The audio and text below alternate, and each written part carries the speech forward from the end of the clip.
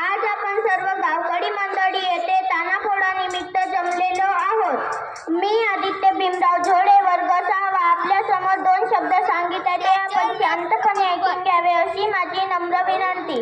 आपल्या जवळ कोणतीही जास्तीची वस्तू असली तर आपण कुणाला तरी कधीतरी दान करीत असतो, पण त्या दानापेक्षा मोठा दान आहे रक्तदान। रक्तदान केल्यामुळे गरजू व्यक्तीला जे रक्ताच्या बिमाऱ्या असतील त्या कमी होतात आणि रक्तदात्याने रक्तदान केल्यामुळे त्याला रक्तदाबाचा त्रास कमी होतो।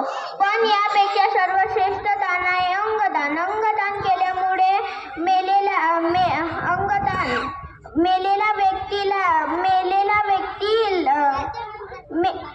कोणताही व्यक्ती मेल्यानंतर त्याला जाळतात, त्या जाळल्यानंतर त्याची माती बनते, पण त्या मातीचा काही उपयोग राहत नाही, म्हणून